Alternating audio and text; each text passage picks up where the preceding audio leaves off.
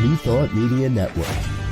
We are a global broadcast network of positive music, media, and entertainment, inspiring humanity's evolution along the journey of enlightenment and creating a world of love, peace, empowerment, and prosperity for all. New Thought Media Network. Positively inspiring.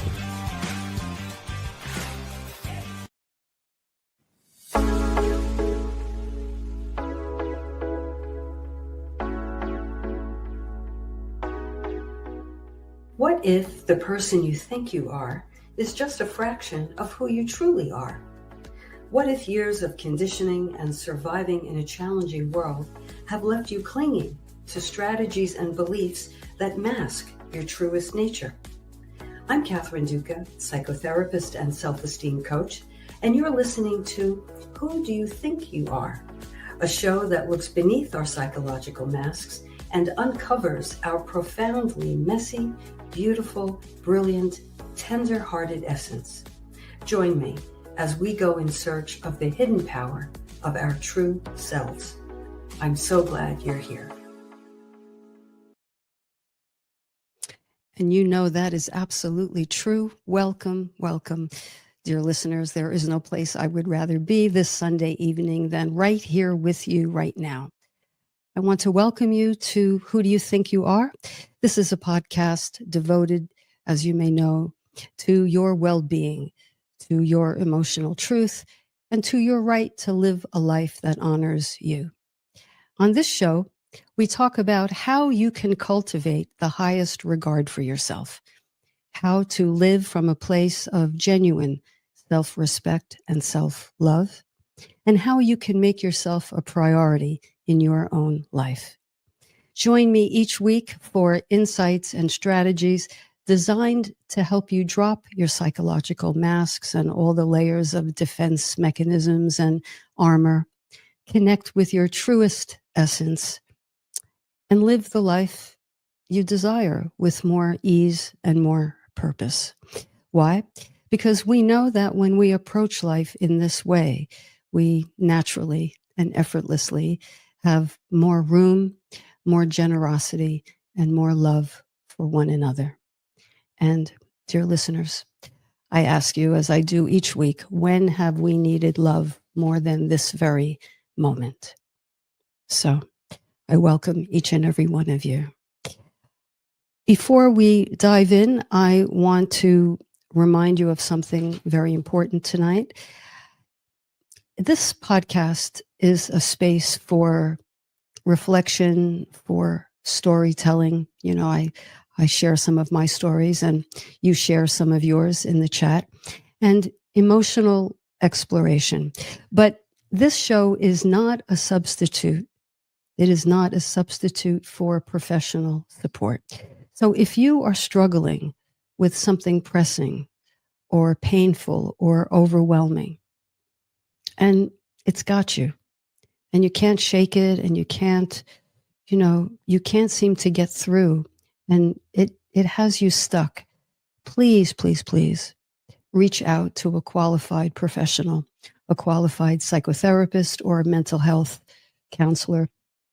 You deserve care that is attuned, that is consistent, and grounded in expertise. And if you don't know where to start, let me know. I'm happy to help you. Really, you can reach out to me. Just drop me an email at catherineduca.com. Let me know what you need, and I'll point you toward a resource that can help, or a directory, or practitioners who might be a good fit for you. I want you to know you are not alone, and you are not too much. I repeat, you are not too much with whatever you are feeling. And you don't have to navigate this alone. Good help is available. So please, please remember that. And one other admin note, if you will. If you've been listening and you've been deriving benefit from the content on the show, or if you're tuning in tonight for the very first time and like what you hear, find it informative and valuable, please like, share, and subscribe. You know, that keeps the algorithm happy, and that means everything, because when the algorithm is satisfied, the show goes out to more people. So let's all do what we can. Like, share, and subscribe. Okay, so here we are. If you were with me last week, you know that we talked about when goodbyes aren't mutual, when someone you care about, perhaps you were involved with them, or perhaps it was a friend or family member, and the relationship ended, not necessarily mutually, or if it was mutual, you did not have a chance to speak your mind and share your truth. And that had you ruminating, and that had you, really hooked. I talked about a client of mine who checked her telephone constantly to see if this person who walked away after they were in a relationship, she checked her phone consistently for 2 years to see if there was a message from him. So we talked about the whys and the wherefores and what you can do about that. And I got a number of questions to go deeper, questions about that, and requests, I should say, to go deeper. And so tonight I'm going to do just that, because I noticed that we can't really talk about a subject like that without also talking about a twin topic. And so tonight we're going to look at another very tender topic. It's a topic that I would say is nearly an emotional epidemic, at least in this culture, in Western culture. Now, it does not come with a lot of fanfare or drama. In fact, most of us don't even realize we're doing this thing. But it is the thing that underlies our stance in life, our stance with other people. And here's what it looks like. And then we'll name it. And as you're listening, tune in and ask yourself if this is you in any way, or if this is someone you care about. If it's someone you care about, maybe you'll let them know about the show and they can look at it, review it, listen to it, anytime. It lives here on the station, New Thought Media Network, and it also lives on my YouTube page, Catherine Duca, Confidence Builder. So you can get these archived shows 24/7, any day of the week. It looks like you're in an interaction with someone and they say something and you immediately feel as though you disagree, or it hits you in a certain way, it lands with you, and you have another point of view that you would like to share, but you don't. What happens is you swallow your opinion or your point of view, and you kind of smile instead of speaking your truth. Or you say yes often, too often, when you don't want to say yes, when you mean no, but somehow yes rolls off your tongue. Or you stay silent to avoid conflict or discord. You act as if everything is okay, but really inwardly you might feel as though you're at odds with yourself, or things are unraveling. You might volunteer for something, right? Do you ever do that?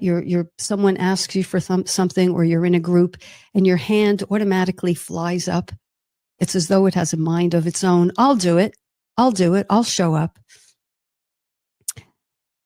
How many times have we done that? Even when you are exhausted, even when your tank is on E, I'll do it. So acting, behaving, speaking in a way that is completely contrary to what you may be feeling in any given moment, this behavior has a name. There's terminology for this, and it's called self-abandonment. Self-abandonment. Now, that is a very heavy term, don't you think? Self-abandonment. But it applies. You know, in my practice, I literally, not a day goes by where someone doesn't tell me that they do or don't do something with people in terms of interactions because they're afraid of abandonment. Sometimes in fact, oftentimes they use that very word. I'm afraid of abandonment. Or they say, if I just meet them, hi, Catherine, I'm here to talk about my abandonment issues. Oh, okay. Tell me more. What do you mean by abandonment issues? I just think everybody's going to leave me. Oh, and what do you do about that? Well, I don't rock the boat. I don't make waves. I don't cause controversy. I am so careful. I am so beige that I don't give anyone the chance to walk away from me because I don't think I can handle it. Well, as big an issue as that, and you can feel the weight of those words, can't you? As heavy as that is, imagine when we behave in the ways I mentioned, we are abdicating our own self-care. We are abandoning our own well-being, our own positive regard. It's as though we're throwing ourselves under the bus. And we do it without even flinching sometimes. Why is that? Well, probably because we've been doing it for such a long time. Probably for as long as we can remember, maybe as long as we have been alive. This is a characteristic or a behavior, a way of being that is not innate. I repeat, it is not innate. It is a learned behavior. And it's not as though someone specifically taught you to be that way. It's not like anyone said to you, I want you to swallow what you feel. I want you to shrink and play small so that I feel comfortable. No one expressly said that to you, but you inferred that. You absorbed that message when you tried to do that way back when, and you encountered all kinds of things. You encountered disapproval or indifference, or you were punished, chastised, insulted. It was met with sarcasm. Why can't you be more like your sister?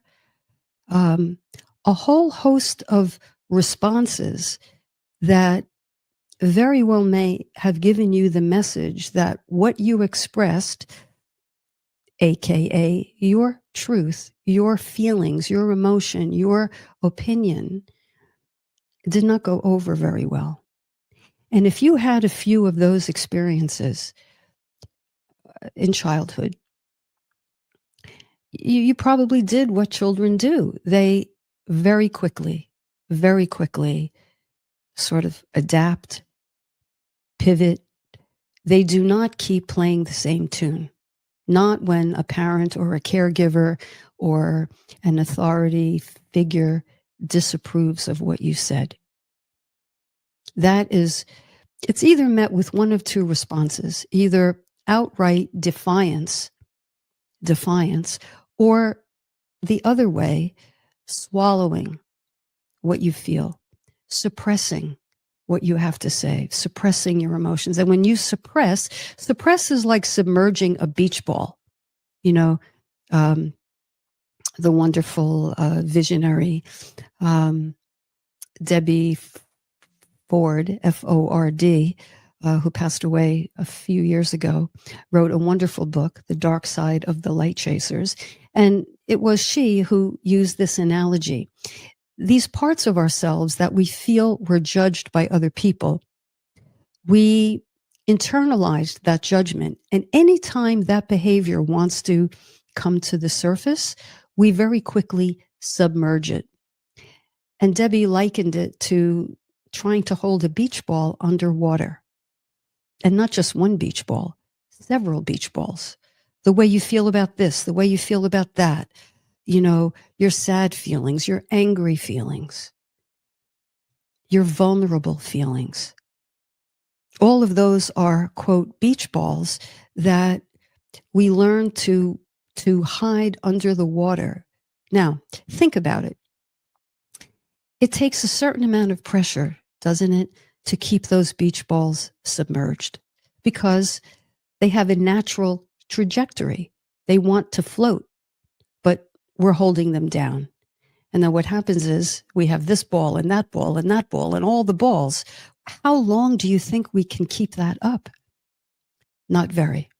And that's when Debbie would say they pop up in the most inopportune times and in the most inopportune ways. Right? They come out sideways. You blurt something out. You're sarcastic or snarky to a person you're just beginning to date, or you say the wrong thing at a meeting in that regard, because the beach ball cannot take the submersion. So this is what happens. We live a lifetime, and then what happens is in our personality, we absorb the coping mechanism. And this is a very interesting thing about our personalities. Think about the people you know. If you were to scan your contact list and give each person you know pretty well 3 words that describe their personalities, it would be very interesting. What you would probably be describing, without realizing it, is the way in which their personalities defended themselves. What do I mean by that? When we're children and, there's some pain in the home life, right?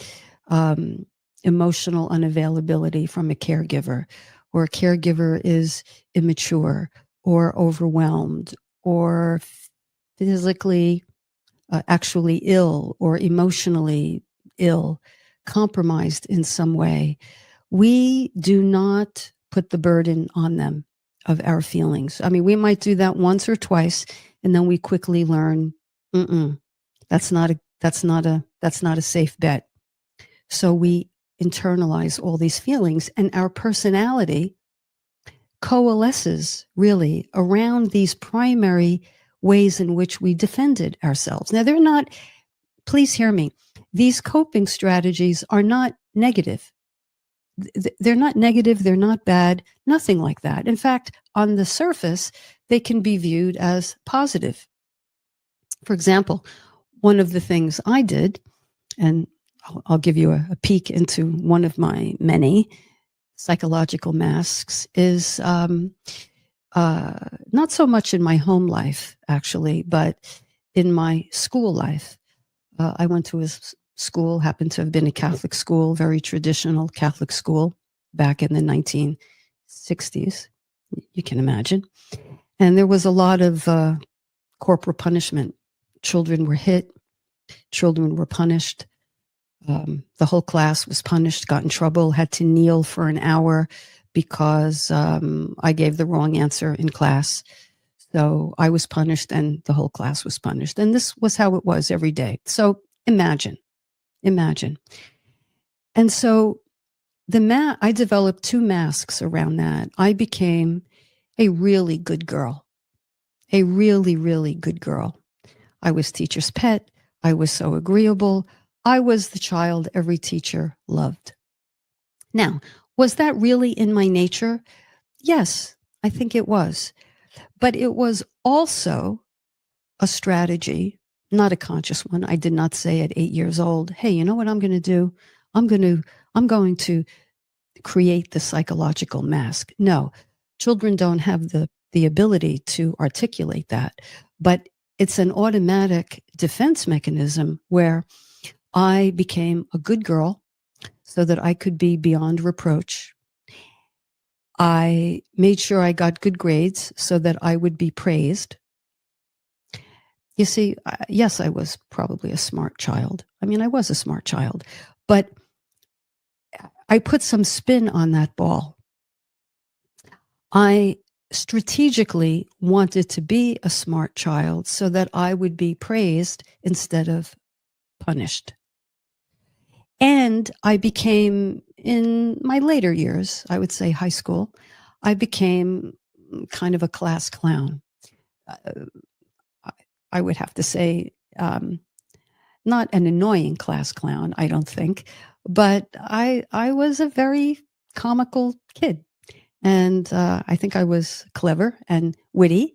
And I think people liked my humor. And it's still with me today. And it's a quality that I really like about myself. But I know that, again, part of my unconscious agenda was to use my humor to deflect my pain. You know, I lightened up the way I felt inside with being comedic. And although I was really humorous, my big reason for being that way was to defend against how frightened I felt at school, because I felt I might be next. I might be humiliated, and I was. But I was always trying to, deal with that in my own mind. So I became someone who did not challenge authority. I did not talk back, even though I had very strong opinions.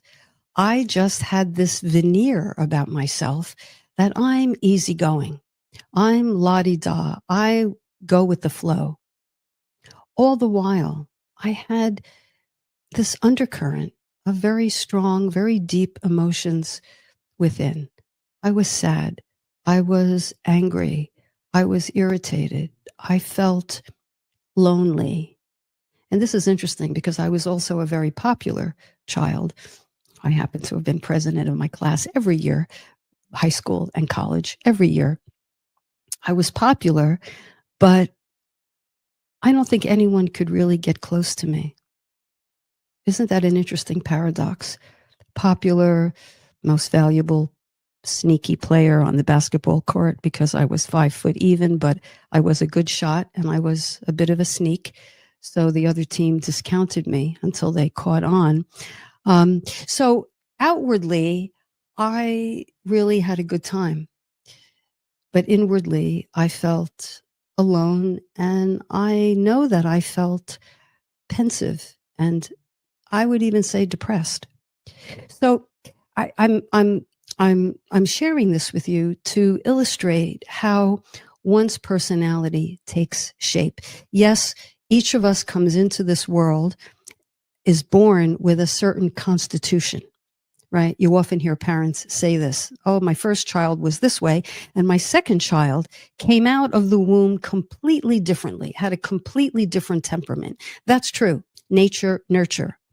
But the lion's share of our personality style is learned. It is adaptive.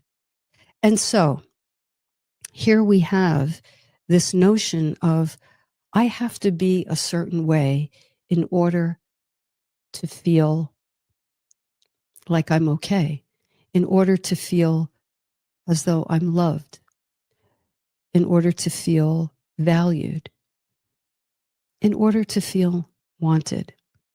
I have to be this certain way. And so there's some energy spin on the ball, if you will, on have to be a certain way. There's striving there.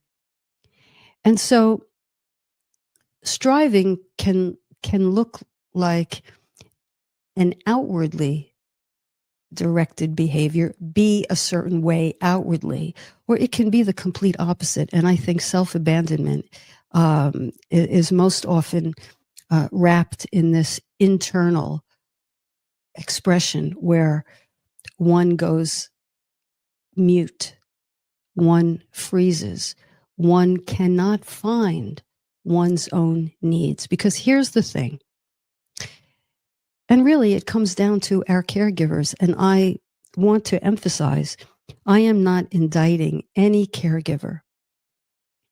Not at all. For this conversation, I am merely concentrating on the cause and effect of certain kinds of parenting styles. And if one had a parent who really didn't let you as a child, here's a word, more terminology, differentiate, then that's very likely where the problem comes in. And I'm just going to give a quick commercial on differentiation. And then we're going to go to a break because this is a mouthful. But differentiation is very important because when, as adults, we can't express ourselves, meaning we can't go contrary to someone.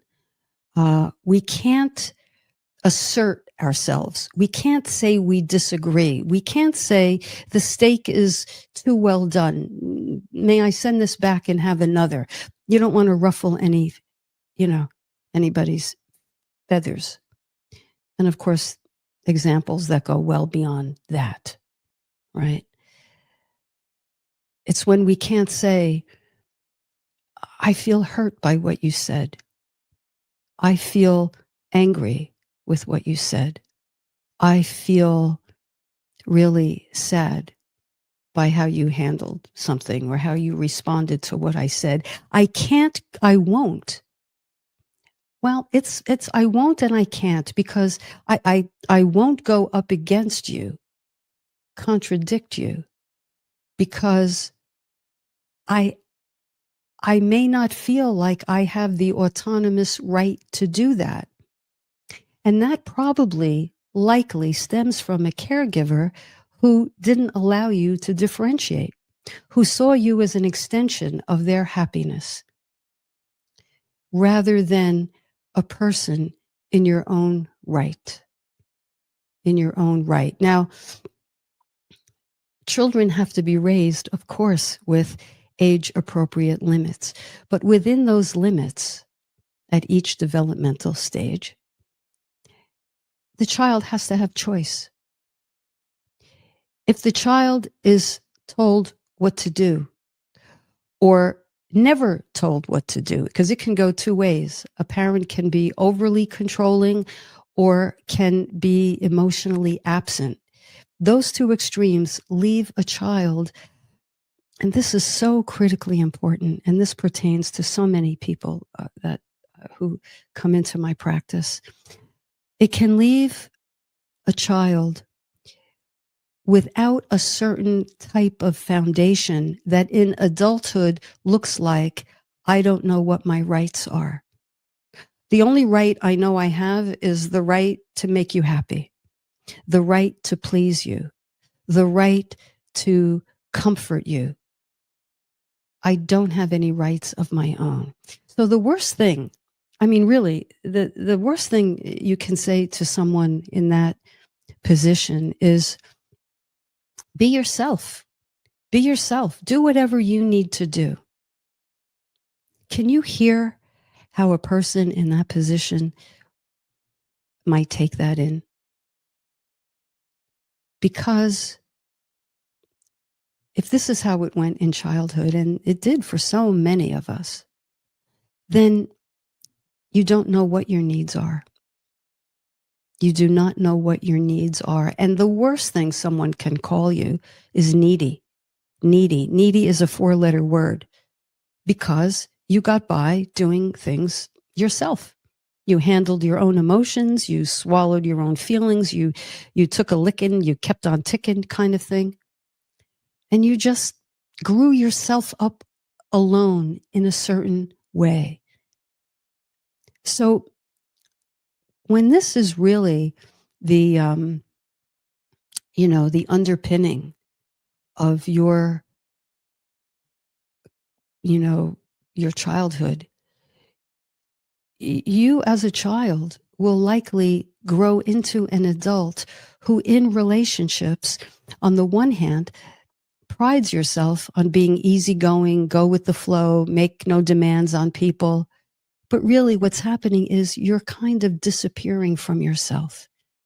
The very thing you're afraid the other person will do to you, which is abandon you, is the very thing, how ironic, the very thing many of us do to ourselves when we allow ourselves to live in this space. Now, we allow ourselves to live in this space because we didn't even know it was a space. We just thought, oh, this is how I do life. Do you see? Do you see? Let me know if you're in the chat or if you have access to the chat. Let me know how this is landing.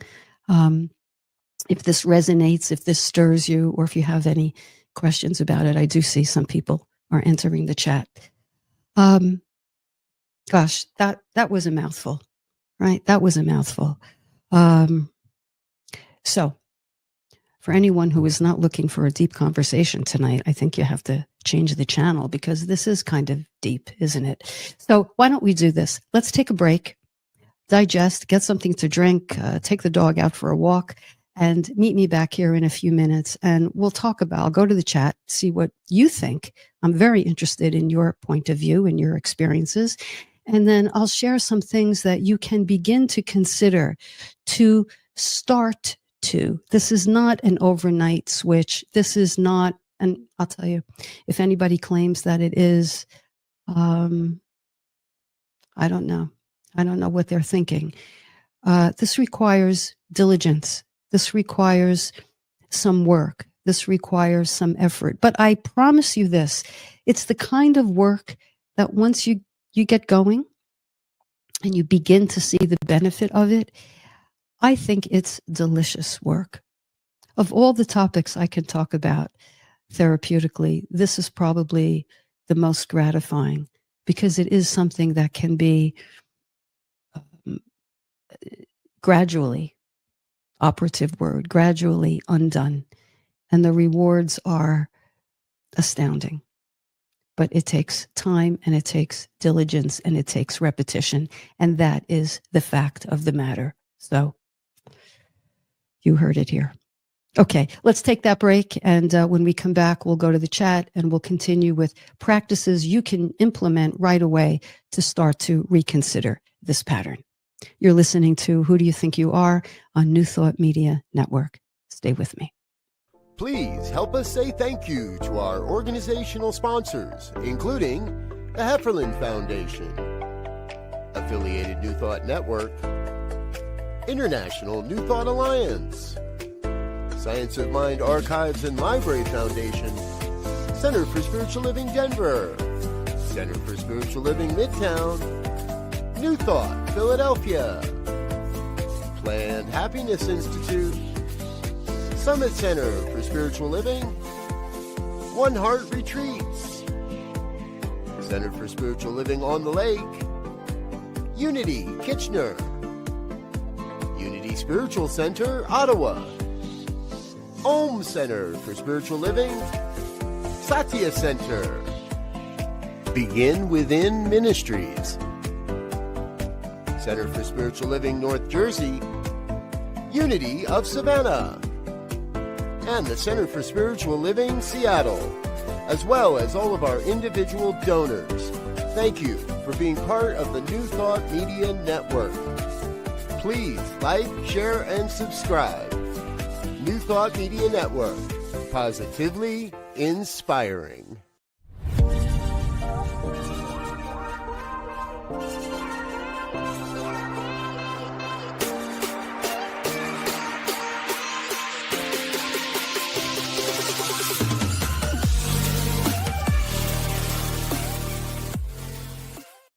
What would Louise say? Join us every Tuesday at 10 a.m. Mountain Time. Hosted by Reverend Martine Bernard. Explore the wisdom of Louise Hay. Brought to you by New Thought Media Network. Dive into Louise's teachings. Experience healing and empowerment. Reverend Martine shares insights. Connect with a contemporary audience. Unlock your potential. Transform your life with love. Embrace positivity and healing. Join our vibrant community. Ready to join us? Let's spread love and wisdom together. Please like, share, and subscribe. Only on New Thought Media Network, positively inspiring.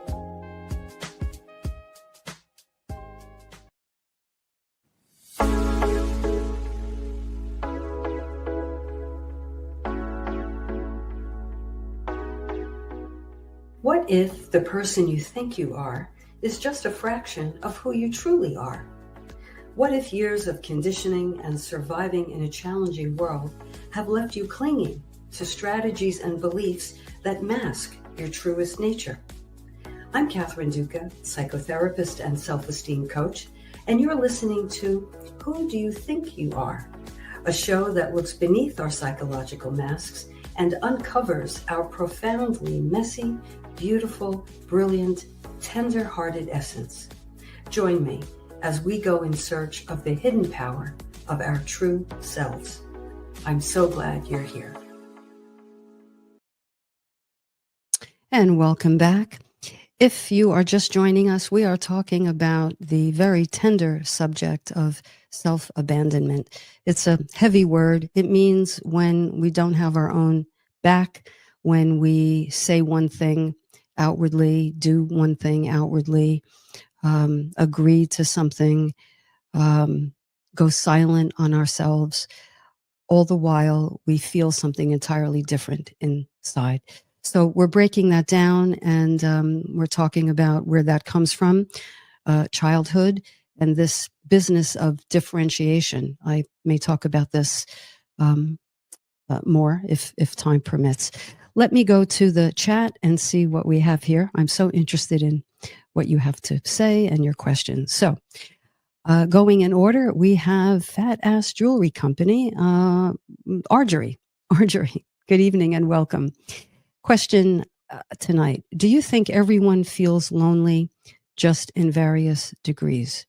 Do you think everyone feels lonely just in various degrees? Well, I don't know that I want to answer that in the yes or no, as much as to say, I think there's a correlation between the more masks we wear, the more walls and shields and cover-ups we have over our authentic self that may be so buried we don't even know what our true self is.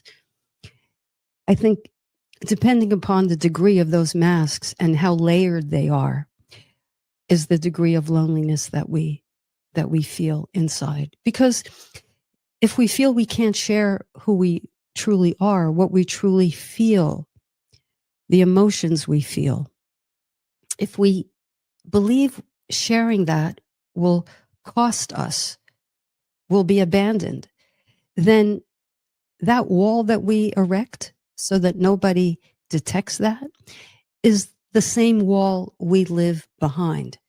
And to that extent, Argery, I would say it's very lonely back there. It's very lonely because nothing old gets out, nothing new or fresh or affirming or validating gets in. And that space is a very lonely space. So rather than yes or no, I think that's a very nuanced question. Thank you for asking it. Michelle, welcome. I spent years using humor to deflect away from my deepest emotions, also feeling deep isolation, not truly connecting on the level I longed for. Well, there you go. You're answering Argery's question. The defense mechanism is humor. That doesn't mean you're not really, really funny, okay? But it means the origin of that trait may have largely been to keep your deepest, most painful emotions at bay. And of course, what can only come of that is isolation on the level at which you're hiding. That's the only way it can go. And the connecting on the level that you longed for. You know, when people say, take this program, do this work, attend that webinar, whatever, live the life of your dreams.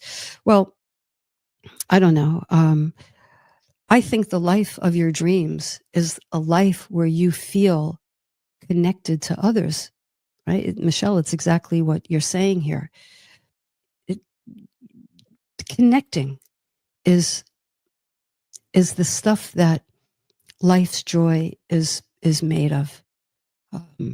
Sharing. And you can't share yourself unless you're willing to, your full self, unless you're willing to be vulnerable.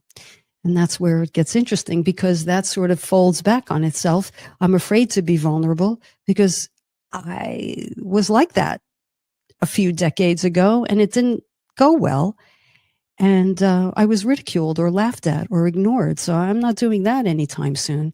So the question becomes, if we're afraid of being vulnerable, how do we then be vulnerable? Okay, hold on. I'll get to that. Janine, welcome. Good to see you. I have a hard time recognizing when I'm abandoning myself until damage has been done to my self-esteem. I have a hard time recognizing when I'm abandoning myself until the damage has been done to my self-esteem. So I have a few journal prompts or thought prompts for yourself. And I was going to wait for later, but let me include them now. If we all ask ourselves, when did I first learn that it was safer to abandon myself than to risk rejection? That may open up an emotional doorway inside. What parts of me have I silenced to be loved? In other words, if we wait until we're in the conversation to claim our truth, if self-abandonment is our thing, it's not going to happen. We have to do the prep work today, tonight, right now, because we don't have time to waste. So you can't leave it to be quick on your feet in the moment. It requires this introspection and reflection. And so Kathy's talking about leaving myself and being so pleasing to others that I'm willing to displease myself. And that's so habitual, I don't even recognize I'm doing it. Well, the time is now to stop and ask myself, what boundaries have I been afraid to set and why? And what no am I afraid to say and why? And what would it mean to choose myself in this moment? Because here's the thing, this self-abandonment response happens so instantaneously that, it's Janine, you're saying it like it is. It happens before we can even catch on. It's automatic. So by asking these questions here, when there is no risk of abandonment because you're just talking to yourself, you can begin to get a handle. You can begin to get insight. And then, and this is the crash course, very crash coursey right now, you can begin to encourage yourself to, the next time when you're in a moment, the next time when you're noticing you're smiling and nodding agreeably when that's the last thing you want to do, in that moment, you can pause. A split second, pause. And in that pause, you can quickly ask yourself, because you've been in this conversation, what's my truth right now? What's my truth? I don't know what my truth is. I'm too scared right now. Okay, that's fine, because you're starting. But if you can learn to insert those pauses and then extend them 1 second, 2 seconds, 3 seconds long, I promise you something very interesting happens there. It's almost a can't miss. You begin to have a little more objectivity because you're not automatically closing that gap of your truth and pleasing the other person. You're widening that gap in 2 seconds. What is it that I really want to say? Because I'm aware my body doesn't want to agree. But look, my mouth is ready to agree. and say something, pleasing. The more you practice rehearsing, stretching that moment, stretching the pause, that's in that tiny micro experiment. That's where you can take the first step toward undoing this process. Now, as I say all the time, my clients always say, but Kathy, what can I do? What can I do? Well, before there is doing, there must be understanding. And so this conversation, and maybe you want to re-listen to this podcast again, listen, read the transcript of it, because you have to slow down the automation. Yellow blinker, right? Slow it down. What am I feeling? I know I'm feeling something, but I'm too afraid to assert myself. Okay, but I did step one. I monitored, I noticed, and I caught myself in that moment. I'll give myself another try next time. We all know the next time will come in 5 minutes, right? So, Janine, I hope that helps. But that's the point. We don't recognize it until it's too late. But even then, we don't necessarily, I didn't until I learned it and experimented. And sometimes it went well, and sometimes it didn't, but then more times it did. And then a lot of times it did. And then I sort of morphed into someone who, much more than I don't, I am able to catch that pause. Okay? All right. Thank you, Janine. And Arjorie again, abandoning the self feels to me like a function of codependence. It is. Are there other ways self-abandonment shows up? Well, under that umbrella of codependence, a lot of things happen because, and I am going to get back to differentiation, because codependence implies a type of enmeshment, a type of, and again, this is on a certain level, in being agreeable with people or my partner or my family member or my boss or whomever. It's like, I don't want any friction. I don't want anything in the way, any discord. I can't handle that. It's too uncomfortable because I'm afraid I'm going to be left, right? So what happens is we have to work at now this is deep work. I'm just saying it here, but it really is deep work in psychotherapy. It doesn't necessarily take a long time, but it takes willingness and a commitment to work on this level. It's like differentiation is, let me explain what that is first. It's neither detachment nor defiance. Differentiation is the ability to stay emotionally connected to someone while staying true to yourself, even if there's a disagreement. So the paradox is staying connected without merging, staying connected, but staying true to yourself. That is the whole thing on which differentiation hinges. So to own your no, and incidentally, I have what I think is a pretty good list of 50 shades of no. If you, how can you get that? You can get that in a number of ways. Email me if you'd like, Catherine@catherineduca.com, and let me know you want the shades of no, and I'll get that to you. Because there are a lot of lovely, polite, nice ways you can say no and be in your truth and be direct and have conviction about it. But in order to own your no, you have to see yourself as a separate person, an autonomous person. And if that didn't happen so much in childhood, if you had to be everything your mother needed you to be, otherwise she wouldn't feel good, then you never learned to stand apart. So it's this dance of separateness and togetherness. So it's holding your perspective without needing other people to agree. It's setting boundaries without necessarily destroying the connection or severing the connection. You see, some people say, well, then just F it. I'll just cut her off. There may be a time and a place to do that, but not usually.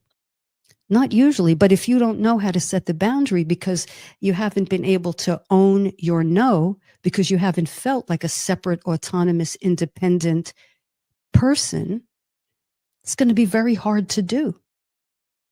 Very hard to do. So step one is to differentiate yourself and have this thing in your head to choose self-respect over approval. And here's the good news. I'll just tie it up with a bow here. The good news is we are not that kid. We are not that dependent child, that 8-year-old, that 12-year-old, that 16-year-old.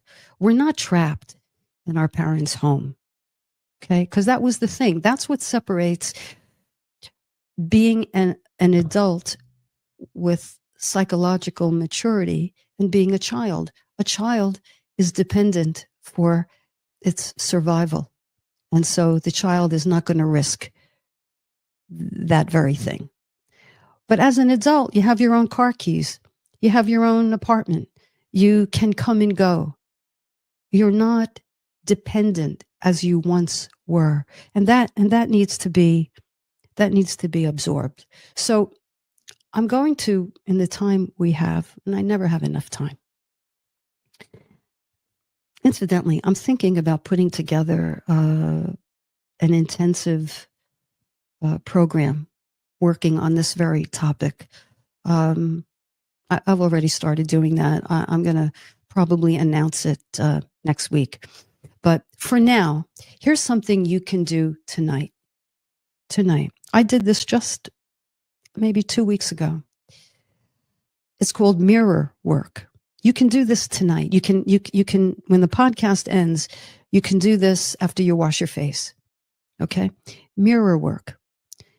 You look into your own eyes in the mirror. You don't observe. You're not a spectator. You look into your own eyes and you say, looking deeply, I see you. I see you. I'm sorry you were left all that time ago. I'm sorry. And connect with yourself. This is how you will either begin or you will deepen your sense of differentiation. And of course, your sense of self-compassion. And I'm sorry they left. And I'm sorry that I left. I'm sorry I left you to try to get all the approval you could because you thought you'd be okay if you had enough of that. I'm sorry I left you to your own notion that if you had enough likes, you'd be loved. I'm sorry. I'm sorry. You see, who do you think you are? Who you think you are, someone who needs approval and validation from the outside, is not who you really are. Who you really are is a kid in an adult body who needs to hear from your higher self, from your higher consciousness. I see you, I get you, and I'm sorry, and I love you, and I'm here now. And that starts to both dislodge the estrangement that you may feel from yourself, and it starts to integrate. You bring this child to you psychologically, metaphorically. You bring the child to you and you embrace that part of you that has held the loneliness, the self-esteem hits, the belief that she wasn't all that. And you give that to yourself tonight when you wash your face. I did this the other night. I'll tell you, it was powerful. It was really powerful. And for me, I'll tell you what happened. I was really intense. I mean, I didn't plan it. I caught my gaze in the mirror, and then I leaned in, and I found myself having this exact conversation. And I'll tell you what happened for me. I mean, it's going to be different for everyone, but I began to smile. I began to smile at myself. And I'll tell you the truth, it was the warmest, most beautiful. It makes me emotional now thinking about it. It was a beautiful moment I had with myself. And I think that moment is waiting there for you too. So, mirror work. There's so much more wonderful aspects to this. But as always, the clock on the wall is telling me that I have to wind down. So listen, let's all make a concerted effort to be aware that we've done the very thing we're most terrified of.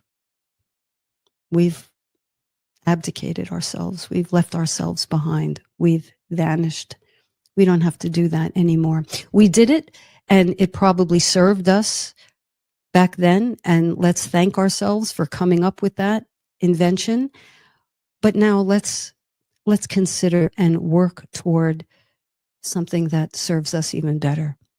Authenticity, genuineness, positive self-regard, autonomy, independence.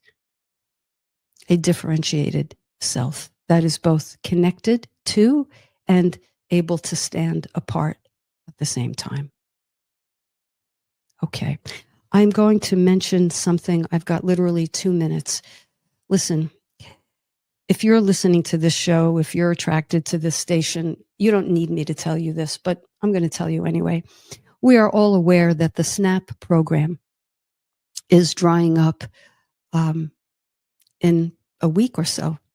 As of November 1, the Supplemental Nutrition Assistance Program is coming to an end and will be ended for as long as the government is shut down. This means that many, many Americans, families with children, will not have the benefit that gives them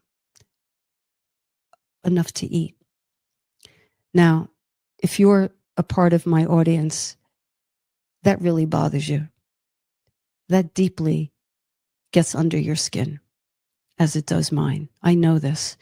And I know that you believe that love is a verb. Love is not a nicety. Love is a verb. Love is not a spectator sport. Love is not looking at the television, reading the news and saying to yourself and meaning it, you know, oh my God, that's terrible. That's awful. What are these people going to do? Okay, that's a start, but that's not really love in action. Love in action, I submit to you, is finding some way to offer tangible help to the millions of people who are going to lose this benefit, people with disabilities, low-income families, veterans and active military personnel, single adults who are food insecure, which is a nice way of saying hungry. So those of us who had the privilege of having a delicious meal today, this evening, I know that you will not have that meal without also being mindful of the many who may have enough to eat tonight, but imagine the anxiety to think, oh my, in 2 days, whatever it is, in a few days, this is going to run out. And then what will I do? Imagine the anxiety and the heartbreak of that. I know not one of you wants to stand by and know that that's happening without doing what you can to make someone's life easier, to have someone know that someone else is caring about them. They are not forgotten. Okay, they are not abandoned. So, thank you Thank you. Dear listeners, wide receivers, time to go. Let's go out in the world and let's be our own person as much as we can, in love and in tenderness and in gratitude. I have loved spending this time with you. Thank you so much. I look forward to next week, and I will meet you back here. Until then, know that you are loved, and more than that, you are love. You are love. Spread it around. Till next week, I'm Catherine Duca. You've been listening to Who Do You Think You Are? I know who you are. You are magnificent. That's who you are. Okay, I'll see you next time. Take care. Good night.